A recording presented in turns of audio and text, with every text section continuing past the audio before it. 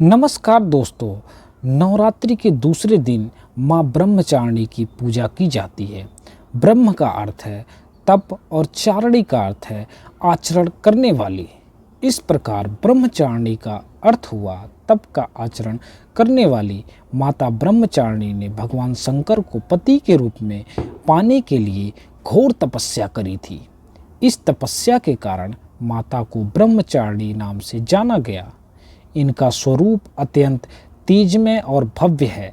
श्वेत वस्त्र पहने, दाहिने हाथ में जप की माला लिए और बाएं हाथ में कमंडल लिए हुए हैं। इनकी पूजा करने से साधक का मन स्थिर हो जाता है। साधक का मन बहुत ही शांत और चित्त हो जाता है और साधक को बहुत ही शांति मिलती है। अपने पिता प्रजापति दक्ष द्वारा भोलेनाथ के अपमान से क्रोध में आकर योग अग्नि से भस्म होने के बाद माता सती ने पर्वतराज हिमालय के घर पुत्री के रूप में जन्म लिया था। यहाँ पर उनका नाम पार्वती या शैलपुत्री रखा गया। जब पार्वती जी बड़ी हुईं तो ब्रह्मा जी के मानस पुत्र नारद जी ने उन्हें दर्शन दिए और उन्होंने पार्वती जी को बताया कि यदि वह तपस्या की राह पर चले तो अपने पूर्व जन्म के पति भोलेनाथ जी को अपने पति के रूप में प्राप्त कर सकती हैं। नारद जी की बातों को सुनकर पार्वती जी काफ़ी खुश हुईं। नारद मुनि के उपदेश के अनुसार भोलेनाथ जी को पति के रूप में प्राप्त करने के लिए पार्वती जी ने घोर तपस्या करी। 1000 वर्षों तक उन्होंने फल फूल खाकर तपस्या की। फिर 100 सालों तक केवल साग खाया और कठोर तप करते हुए खुले आसमान के नीचे बारिश, ठंड, धूप, भयानक कष्ट सहे।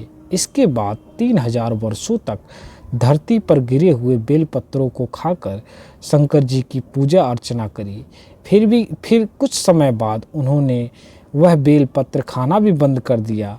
फिर हजारों साल तक वो बिना खाए पिए भगवान भोलेनाथ जी की तपस्या करती रहीं। कुछ खाए पिए बिना कठोर तप किया। इस तपस्या के कारण देवी का शरीर दुबला पतला और क्षीण हो गया। उनकी यह निर्बल दशा देखकर उनकी माता मैना को बहुत दुख हुआ। अंत में देवी के तप से प्रसन्न होकर ब्रह्मा जी ने उनके समक्ष प्रकट हुए और उनसे पूछने लगे, देवी, आज तक किसी ने धरती पर इतनी कठोर तपस्या नहीं की है। ऐसी तपस्या केवल आप ही से संभव है। आपकी मनोकामना अवश्य पूर्ण होगी।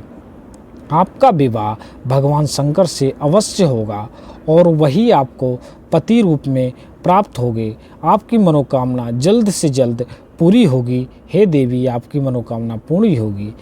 अब आप इस तपस्या को समाप्त करें और अपने घर लौट जाएं। इसके बाद माता ने तपस्या समाप्त कर अपने पिता के साथ भवन लौट गई और कुछ समय बाद शंकर जी ने माता पार्वती को अपनी पत्नी रूप में स्वीकार किया। लंबे समय तक कठोर तपस्या के कारण ब्रह्मा जी ने माता का नाम दिया ब्रह्मचारिणी। इस दिन देवी को सफ़ेद मोगरा के फूल अर्पित करने चाहिए। माता को गुड़ या सफ़ेद मिठाई का भोग लगाना चाहिए।